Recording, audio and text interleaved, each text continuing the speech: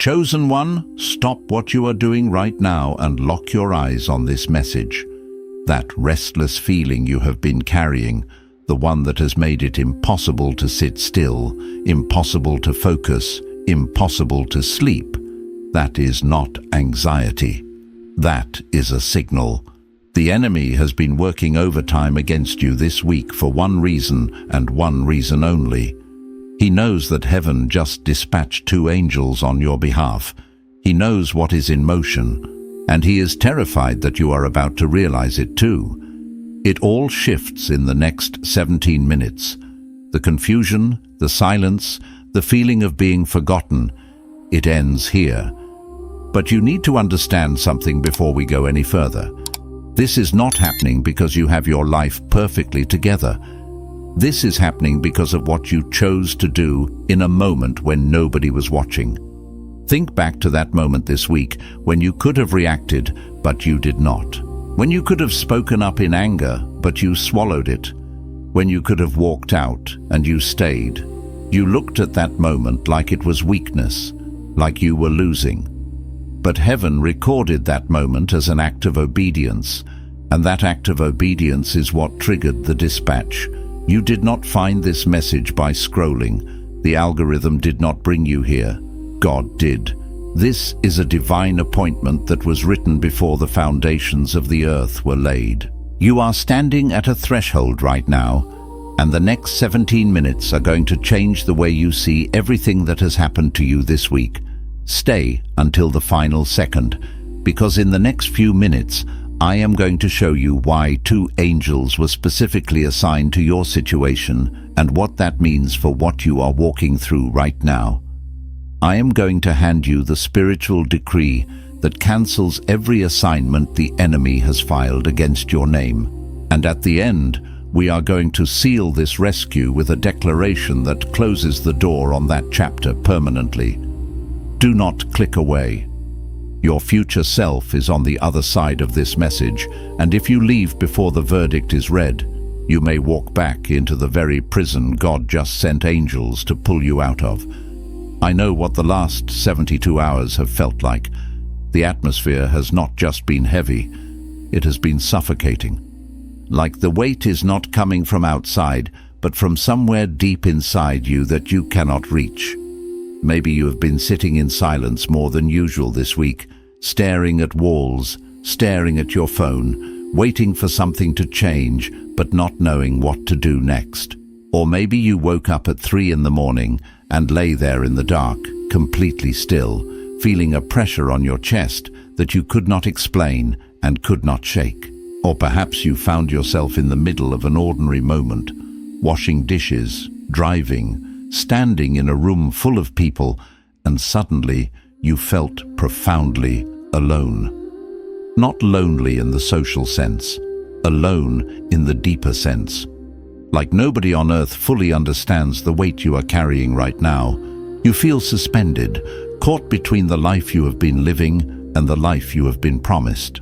And in that suspension, in that strange quiet between those 2 worlds, the enemy has begun whispering a very specific lie into your mind. Listen to your own thoughts for a moment. He is telling you that the reason the breakthrough has not come yet is because of something you did. He is replaying a specific moment. Maybe the moment you pulled back from someone who needed you. Maybe the moment you made a decision you are not sure was right. Maybe the moment you stopped praying as hard as you used to. He is telling you that because of that moment, the angels passed over you. He is telling you that the rescue was real, but it was for someone else, that you disqualified yourself, that the window closed while you were still trying to figure things out. But I need you to hear what the scripture actually says about this moment. Genesis 19:16 says this about the angels sent to rescue Lot. And while he lingered, the men laid hold of his hand, and the hand of his wife, and the hands of his 2 daughters, the Lord being merciful to him, and they brought him forth and set him outside the city. Read that again. While he lingered, while he was slow, while he was hesitating. The angels did not leave. They reached down and took him by the hand. The mercy of God did not wait for Lot to get it together. The mercy of God moved first. The angels did not come because Lot was spiritually perfected. They came because God made a decision about his life, regardless of his delay. That is the promise that silences the lie the enemy has been whispering into your week. You are not disqualified. You are not delayed because of your failure. You are not watching the rescue pass you by. You are Lot standing at the gate. The angels have already arrived. The hand is already extended. The only question is whether you will let them lead you out. The heaviness you feel right now is not the weight of punishment. It is the weight of transition. It is what it feels like when everything that was holding you in the old season is being broken off simultaneously. It feels like loss because something is ending. But what is ending is not your promise. What is ending is your captivity. You thought that moment when you pulled back was the moment you failed God. But let me reframe your reality right now. That was not failure. That was God removing you from something that would have destroyed what He has planned for you. Your hesitation was not weakness. Your silence was not defeat. The angels were not sent in spite of your delays. In many cases, they were sent because of them. Because heaven watched you linger in the hard place long enough, and it was time to reach down and pull you out by the hand. You are not in a cycle, you are in a conclusion. Hit the like button if this message arrived exactly when you needed it. Drop a comment below with the word angels if you believe God sent this to you today. And tell me, what is the one thing you have been lingering over this week? The one door you have not been able to walk away from? The one decision that keeps you suspended? Write it in the comments. We are going to pray over every single one of them. What you just heard wasn't entertainment, it was confirmation. And if you're ready to go deeper, the Chosen One's blueprint will show you exactly why God separated you before birth, why the attacks came so early, and what He's unlocking in this season. You'll also get the full audiobook version and a powerful bonus, activating your prophet mantle, for those carrying a prophetic fire they haven't yet learned to release. The link is waiting in the first pinned comment, but not for long. Now let's go deeper into what is actually happening around you right now, because the story of Lot does not end at the gate. Most people stop there. They hear that the angels extended their hand, and they exhale, believing the crucible is over, that the hard part has passed. They imagine that rescue is synonymous with resolution, that the moment of deliverance means the complete cessation of all struggle. But the divine narrative, like a river, keeps moving, carving new paths through the landscape of human experience. And what comes next in Lot's account is not merely an addendum, but a profound spiritual principle, a challenging truth often overlooked because it requires us to confront something profoundly uncomfortable, something deeply ingrained within ourselves. The air was thick with the stench of impending judgment, a tangible dread hanging over the twin cities of Sodom and Gomorrah. Chaos was the dominant chord, the city a hive of corruption and moral decay. Then into that spiritual miasma stepped two celestial beings, not with trumpets blaring or armies arrayed, but with the quiet, urgent authority of heaven itself. After these radiant messengers pulled Lot and his family from the very jaws of destruction, their hands gripping Lot's with an unyielding strength, after they led him beyond the crumbling walls of the city that was literally about to be consumed by divine fire, they issued a single, unequivocal instruction. One command. A solitary directive, simple in its utterance, but monumental in its implications. Do not look back. This wasn't a casual suggestion, nor was it a mere warning against distraction. It was a fatal mandate. Looking back was not a small indiscretion. It was a deadly act of defiance, a spiritual suicide. Lot's wife, unable to sever the invisible silken threads of attachment to the life she had known, to the comforts and identities she had cultivated within the condemned city, dared to turn her head. In that singular, longing glance, she became a stark, chilling monument, a pillar of salt, crystallizing the very life she could not bring herself to release. She physically escaped the fire, her body carried beyond the immediate inferno, but her soul, her essence, remained inextricably bound to the past. She never reached the promise, never inherited the new land, because she could not stop loving, could not stop longing for what God had already unequivocally condemned, what he had already marked for oblivion. Her turning was not an accident, but the ultimate expression of an unsevered tie, a lament for what was being lost rather than a hunger for what was being gained. It stands as an eternal warning, echoing through the corridors of time. The hand of rescue is extended, but the heart must be willing to let go. And here is where the mirror is held up, where you have to sit with something profoundly honest within your own spirit. There is a city behind you right now, not built of brick and mortar, but forged from experiences, relationships, and identities. There is something in your immediate past, or perhaps a lingering presence from a former season, that God has already clearly, irrevocably condemned, not out of malice, but out of divine foresight and love for your ultimate destiny. This might manifest as a toxic relationship that has long ceased to nourish your spirit, a self-defeating version of yourself that once served a purpose, but now only hinders your growth, a deeply entrenched pattern of thinking that keeps you in cycles of doubt and limitation, or a false identity you've worn for so long it feels like your very skin. And for months, perhaps even for years, the angels of God, whether literal celestial beings or the profound, undeniable promptings of the Holy Spirit, have been pulling you away from it, extending their hand, urging you forward with divine urgency.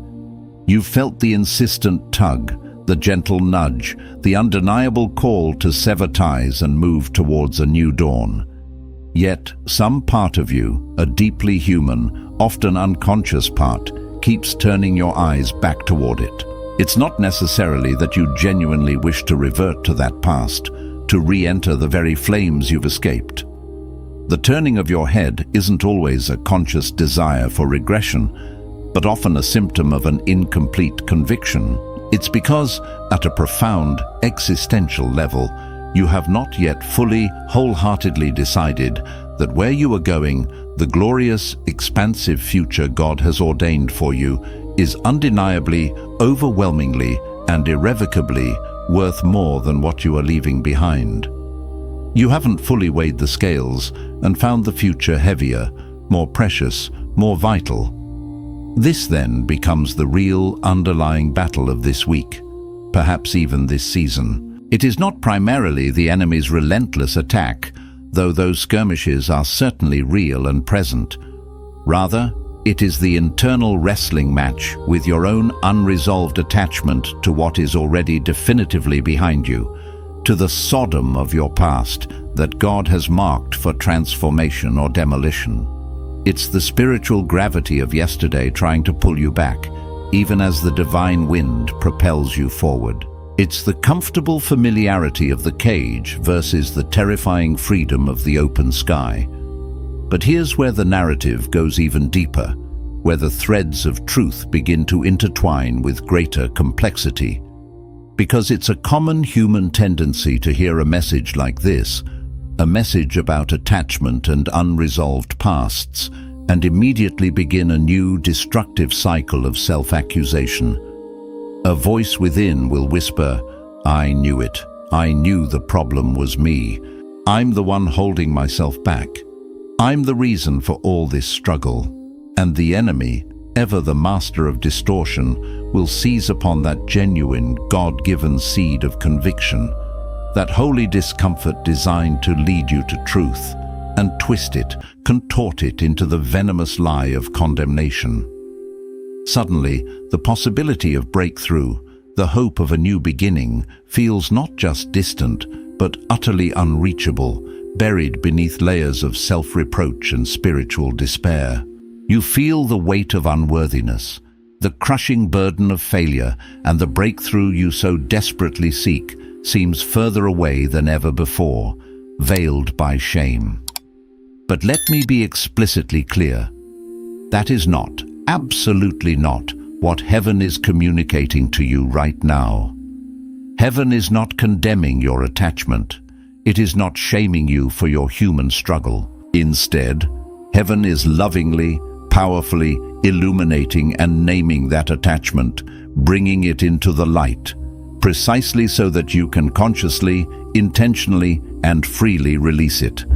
There is a profound and infinitely critical difference between divine conviction and demonic condemnation, a chasm as wide as the heavens themselves. Conviction, a gift from the Holy Spirit, is like a compassionate guide who illuminates the pathway ahead, showing you the door that leads to freedom, gently but firmly inviting you to walk through it. It's the loving hand on your back, encouraging you forward. Condemnation, on the other hand, is the oppressive weight that buries you right in front of that very same door, whispering insidious lies that tell you you are utterly undeserving, too flawed, too broken, to ever even reach for the handle, let alone pass through the threshold. It paralyzes you with shame, locking you in a self-made prison of perceived inadequacy. What you're experiencing this week, the deep unrest, the internal wrestling, is the intense yet sacred pressure of divine conviction. That often uncomfortable weight on your chest, that profound sense of spiritual disquiet, is not punishment arriving at your door. It is not a cosmic reckoning for your perceived failures. Instead, it is clarity arriving, a powerful illumination from above, cutting through the fog of confusion and complacency. And clarity, like the immense force of an ocean tide before it sweeps the shore clean, always without exception, feels like pressure before it transforms into the glorious, liberating expanse of freedom. It is the moment before the dam breaks, before the river finds its true course. It is the tension before the release, the necessary friction that precedes the profound shift. Embrace this pressure, for it is the herald of your coming liberation. To truly grasp the depth of what God is orchestrating in your life right now, consider the unsettling yet ultimately redemptive image of a bone that has been broken, then, through accident or insufficient care, healed crookedly. It has knitted itself back together, yes, but at an incorrect angle, creating an enduring misalignment that hinders proper function, perhaps even causing chronic pain. In order for that limb to ever achieve its intended strength and full range of motion, in order for true wholeness to be restored, that bone must, agonizingly, be rebroken. The initial break, the original trauma, was undeniably painful.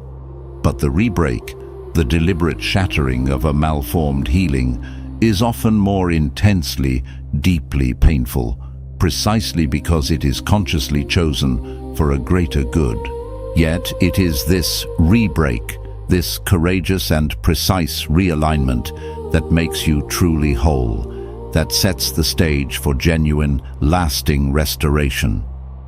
What God is doing in you at this very moment is not an act of breaking you down, of diminishing your spirit or shattering your essence. Quite the contrary. He is expertly, meticulously, breaking off the misalignment that has been present in the architecture of your soul for so long, perhaps for so many years, that you have utterly ceased to notice it. You adapted to the wrong angle, to the subtle tilt that became your normal. You learned to navigate life with a spiritual limp, a habitual compensation, and in an act of profound self-deception, you began to call that limp your personality, your unique way of being. You learned to function, to survive, to even thrive within a crooked place, and eventually you began to identify that contortion as your character, a core part of who you are. The enemy had bent you out of shape in your earliest, most vulnerable seasons, through words, experiences, or neglect, and you had, understandably, made your peace with the bend. But the angels, these divine emissaries, were not dispatched from the throne of heaven to merely affirm your limp, to bless your crookedness, or to make you comfortable in your compromised state. Their mission is far more profound, far more redemptive. They were dispatched with divine precision and unwavering purpose to begin the deeply loving, though often unsettling process of straightening what the enemy maliciously bent out of shape, to unravel the distortions that took root in your earliest, most formative seasons. This is God's divine chiropractic adjustment, a spiritual realignment meant to restore you to your original, unblemished blueprint, to the magnificent posture of strength and purpose He envisioned for you before any trauma ever touched your frame. He is not breaking your spirit. He is breaking off the chains of adaptation that have held your spirit captive, preparing you for a mobility and freedom you've only dreamed of. And what's coming next in the unfolding tapestry of your spiritual journey will likely surprise you, for it defies conventional expectations. This is often the juncture where most people, steeped in stories of instant deliverance and dramatic displays, expect the breakthrough to arrive with a grand fanfare. They envision the heavens parting, a mighty angel appearing with a booming, unmistakable proclamation, a divine scroll unrolled across the sky, and the confirmation to be undeniably loud and overtly miraculous. There's a longing for the thunderclap, the visible pillar of fire, the undeniable sign that leaves no room for doubt. However, that is rarely, if ever, how heaven typically operates in a person's most pivotal, most transformative, and often most vulnerable moments. Consider the mighty prophet Elijah, the man who, by the power of God, called down fire from heaven, consuming the water-soaked sacrifice on Mount Carmel. He was the instrument through whom an entire nation's spiritual reality dramatically shifted in a single breathtaking afternoon, a public spectacle of divine power. Yet, that very same man, just days later, was found utterly depleted, physically and emotionally broken, huddled under a solitary broom tree in the wilderness, his spirit crushed, asking God to let him die. His plea was not for a promotion, not for the next grand assignment, not for more power or prestige. It was a raw, desperate cry to be released from the overwhelming burden of simply living, from the immense weight of his calling. And how did God respond to this titan of faith in his deepest moment of despair? God did not send a thundercloud to shake him, nor a pillar of fire to reignite his zeal. He did not send a legion of angels with triumphant proclamations. Instead, with exquisite tenderness and profound understanding, God sent a single gentle angel who simply touched him and said, "Get up and eat." A simple meal, a moment of rest, a quiet act of sustenance. Why? Because, as the angel explained, the journey is too great for you. Note the precision of that divine utterance, the infinitely crucial distinction. Not, "You are too weak for the journey," implying a failure of character or capacity, but, "The journey is too great for you," acknowledging the sheer magnitude, the immense length and spiritual weight of the path ahead. The distinction matters infinitely, for it shifts the focus from your perceived inadequacy to the reality of the extraordinary path you are destined to walk. What God is unequivocally saying to you in this profound season is not, "You are failing, you are falling short, you are not strong enough." No. What God is truly communicating is this: the unique and majestic portion I have assigned to you, the profound destiny I have woven into the fabric of your being, requires a depth of strength, a reservoir of spiritual fortitude that you have not yet fully accessed or cultivated. And I, your loving Father, am not going to send you into that monumental undertaking depleted, unprepared, or running on empty.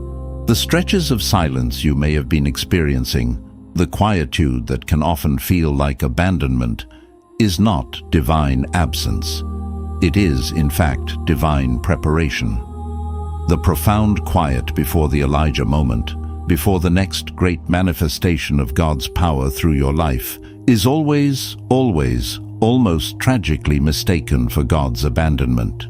But it is precisely during these seasons of perceived quietude that the celestial angels are actually ministering to you, fortifying your spirit, preparing you not just for a journey, but for a destiny whose sheer length, profound weight, and glorious magnitude you cannot yet fully comprehend.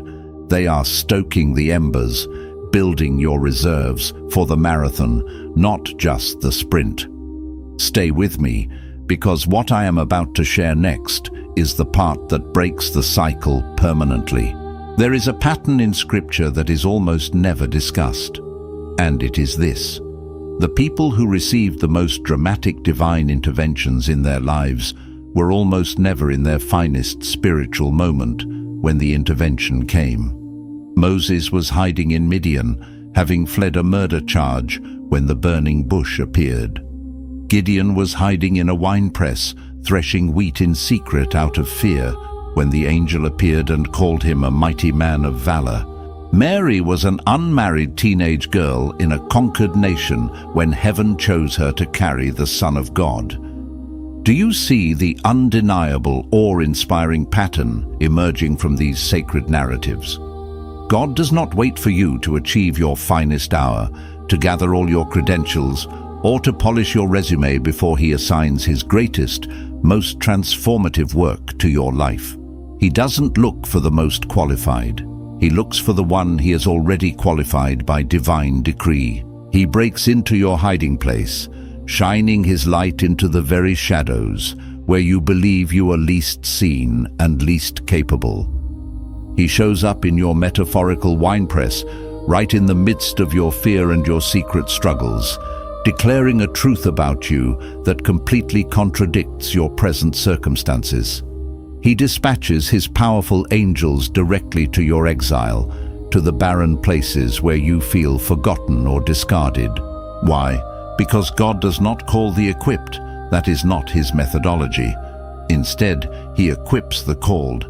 And this sequence is crucial, for the calling, the divine assignment, always precedes the equipping. This profound truth means that you do not need to be fully ready, perfectly prepared, or completely confident before God moves in your life. What you need, and what He seeks, is to be utterly willing after He makes His move, after He initiates the divine intervention. Your readiness is not the prerequisite. Your willingness to receive and respond is the key. The angels who are surrounding you, who have been assigned to your life in this pivotal season, were not sent because you finally achieved some spiritual milestone, or earned some divine favor, or performed some extraordinary act. No, they were sent, they were dispatched, because God, in His infinite sovereignty and boundless love, made a unilateral decision about your life. And unilateral carries immense power in this context. It means He did not pause to consult your nagging doubts or your persistent fears. He did not need to check your past record, to weigh your history against your perceived potential, and meticulously run the numbers, calculating your worthiness.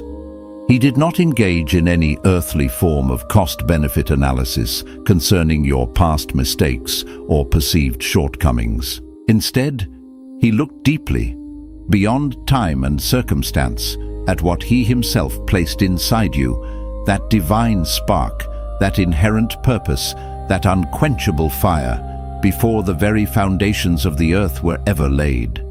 He looked at the original blueprint, the masterpiece He designed, and He declared with absolute certainty, "This one is ready," even if in your present human understanding you don't yet know it, even if you still struggle to believe it. His declaration is final, unwavering, and utterly independent of your current self-perception. Now here is the part that begins to shift everything, because we have been talking about what God is doing around you, and what the angels have been assigned to, and why the timing is now. But there is something happening inside you that is equally important, and it is the piece most people skip in their pursuit of external breakthrough. You have been asking God to change your circumstances, but God has been spending this entire season changing you, and not changing you the way a coach corrects technique. Changing you the way fire transforms ore into gold, removing what was never yours to carry, burning away identities that were given to you by people who were themselves afraid of their own greatness, dissolving agreements you made in pain that felt like wisdom at the time but were actually survival mechanisms that have now become cages. In just a moment, a truth will be unveiled, something that has been hidden in plain sight, a foundational agreement that lies at the root of everything, influencing every decision and every perceived limitation in your life. Because here is what very few people will tell you about the complex, often non-linear process of spiritual breakthrough. You can receive the most profound, most undeniable visitation from heaven, experience a genuine, powerful, angelic dispatch, and still, despite all of that divine intervention, not walk fully, completely, into the breathtaking fullness of what was released. Why? Because if you do not actively, consciously, and courageously address what you are still, perhaps unconsciously, in agreement with at the deepest level of your identity, the breakthrough can remain just beyond your grasp, like water in a sieve. You can stand in the immediate aftermath of a genuine angelic encounter, feel the tangible presence of heaven, witness miracles unfold around you, and still inadvertently limit the outcome. This isn't because the angels were insufficient, or their power was curtailed, or God's decree was anything less than absolute. It is because somewhere within the intricate, often unseen architecture of your belief system, the very framework upon which you build your understanding of yourself and the world, there resides a foundational lie. It is a deeply embedded untruth that you have never fully identified, confronted, and evicted from its seat of authority. This isn't a lie you necessarily chose consciously, not a deliberate deception you embraced. No, it is often a lie that was spoken over you so early in life, in moments of vulnerability, and then reinforced so repeatedly through circumstances or relationships, that you eventually ceased to question its veracity. It simply became part of your internal operating system, and you began to unconsciously build the very infrastructure of your life, your decisions, your aspirations, and your limitations around its false premises. This insidious lie manifests differently for each unique soul, tailoring its whispers to your specific wounds and vulnerabilities. For some, it resonates like a quiet, resigned sigh. I am simply not the kind of person things ever truly work out for. See, for others, it takes the form of a recurring, painful prophecy. Every time I get close to something genuinely good, something beautiful, something I truly desire, I inevitably lose it. But for many, the lie is even quieter than that, more insidious, more deeply integrated. It doesn't even articulate itself in clear, conscious sentences. Instead, it lives in the subtle, almost imperceptible way you unconsciously pull back, retreat from the precipice of possibility every single time the promised land, the vision of your destiny, comes clearly into view. It lives in the quiet, almost involuntary act of self-sabotage that occurs precisely in the moment right before the breakthrough, the instant before the door swings fully open. It lives in the way you preemptively apologize for your calling, diminish your gifts, or qualify your aspirations before anyone has even had the chance to challenge them. This is the subtle but devastating power of the agreement with a lie. This is precisely the point where the real, profound, and lasting transformation begins. Gideon's story does not end with the winepress, but here is the detail people always miss. When the angel appeared and called Gideon a mighty man of valor, Gideon's first response was not gratitude. It was not humility. His first response was an argument. He said, "If God is with us, why has all this happened to us?" My clan is the weakest in Manasseh, and I am the least in my father's house." Gideon argued vehemently for his own smallness. He presented his entire past history of failure, of insignificance, of oppression, as irrefutable evidence against the angel's earth-shattering declaration of his divine identity. He had so deeply, so thoroughly internalized the identity of the least, of the overlooked, of the one perpetually forced to hide in fear, that the angel's thunderous proclamation sounded to him like a cruel jest, a fundamental case of mistaken identity. He saw his current reality as immutable proof that God had simply gotten it wrong. Does that resonate within the deep chambers of your soul? Does that sound familiar, like an echo of your own internal dialogue?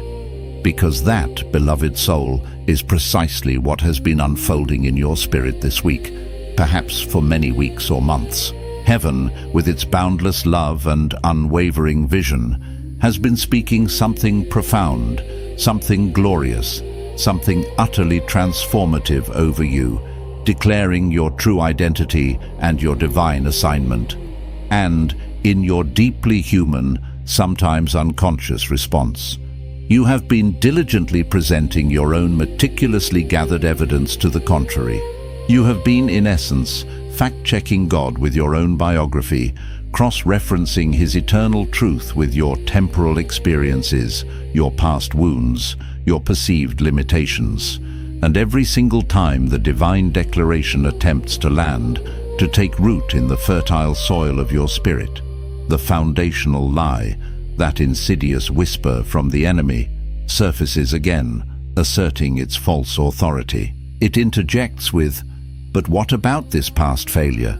But what about what happened last year, the heartbreak, the setback?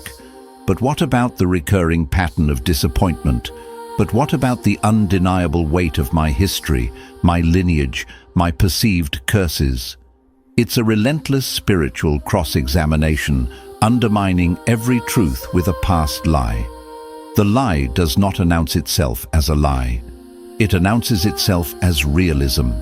It announces itself as wisdom. It says, "I'm just being honest with myself. I'm just trying not to get my hopes up again." But let me challenge you with something that might be the most important thing you hear today. Hope is not a fragile, naive sentiment. It is not a passive wish or a mere optimistic outlook. Hope, in its truest, most potent form, is a formidable spiritual weapon.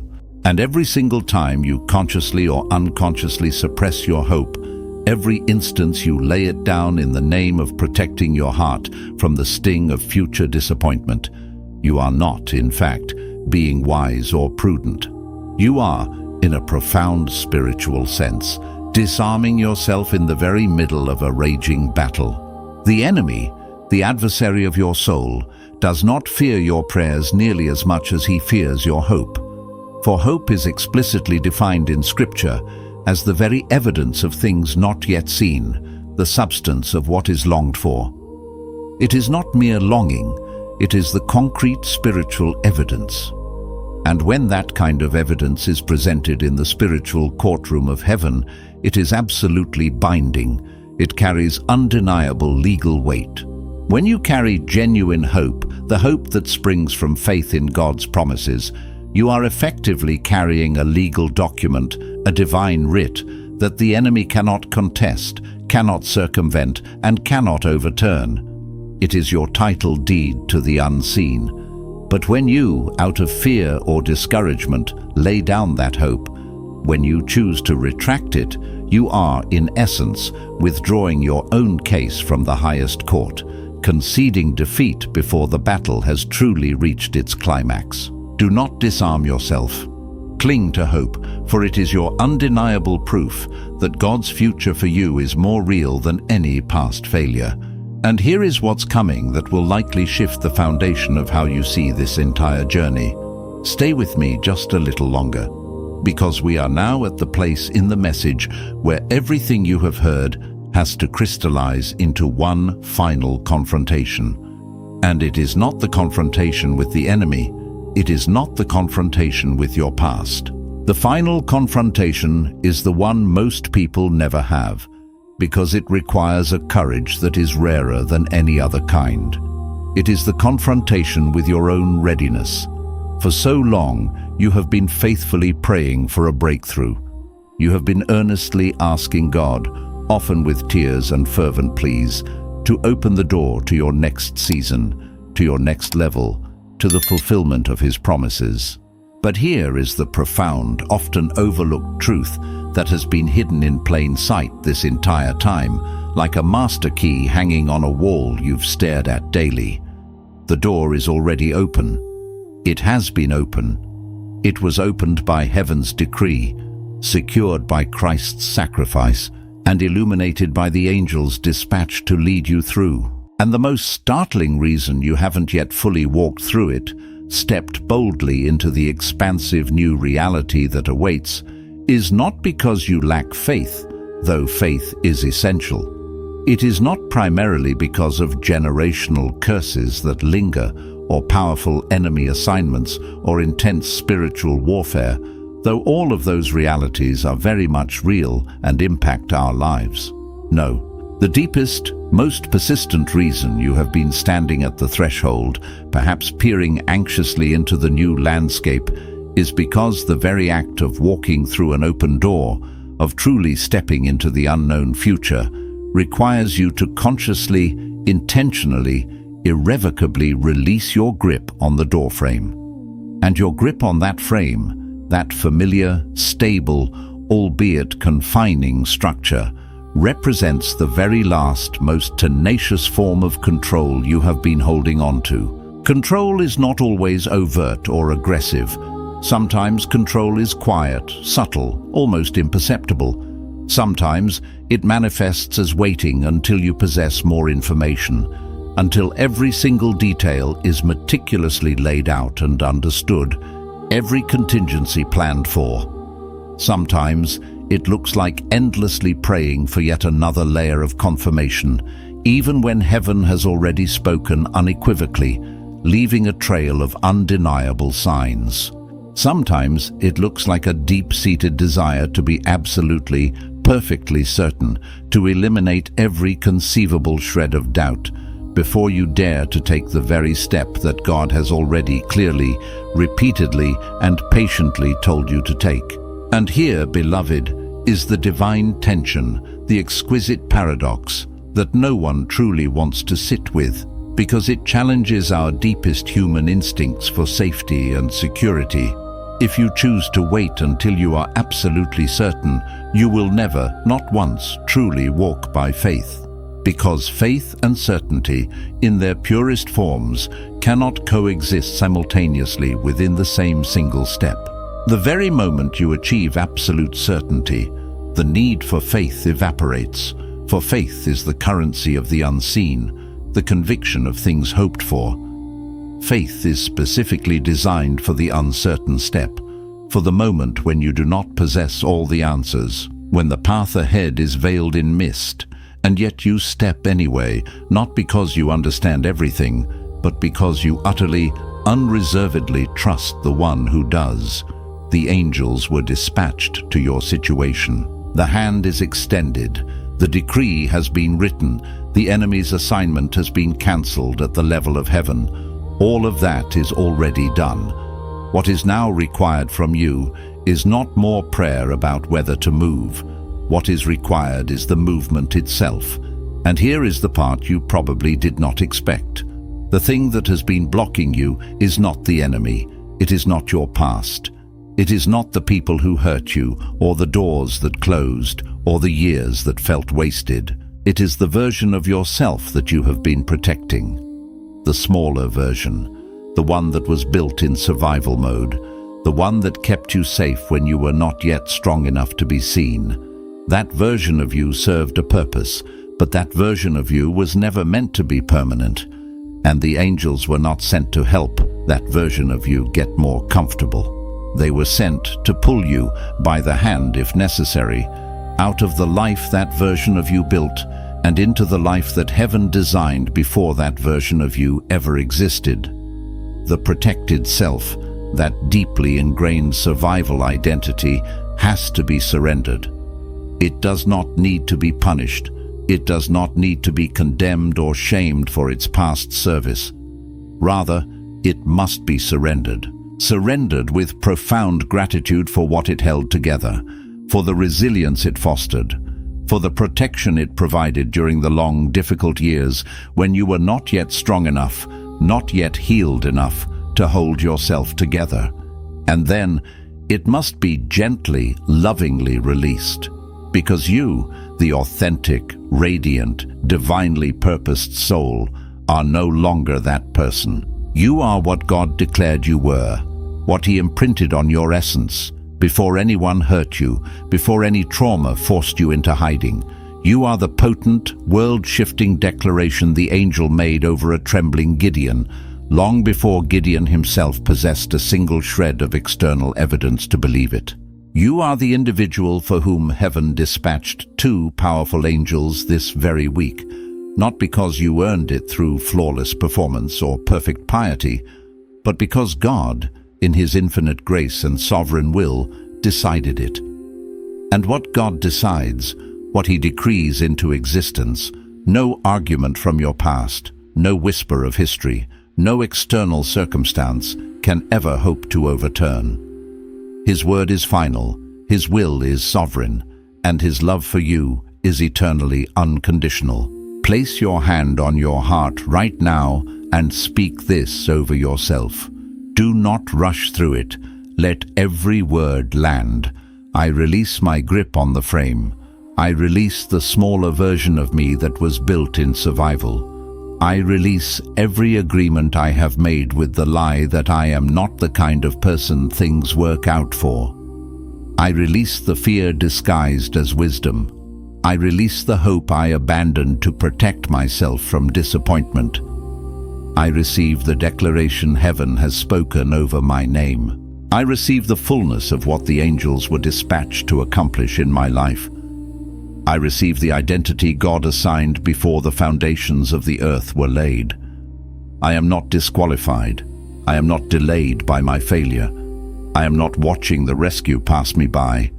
I'm standing at an open door, and I'm choosing to release the frame and walk through it. The captivity ends here. The chapter closes here.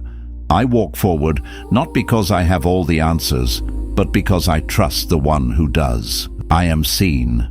I am chosen. I am exactly where I am supposed to be. And from this moment forward, I do not linger at the gate. I move with the angels. I move in the mercy that reached down and took me by the hand. And I do not look back. If this message reached you today and something broke open in your spirit, I need you to do something right now.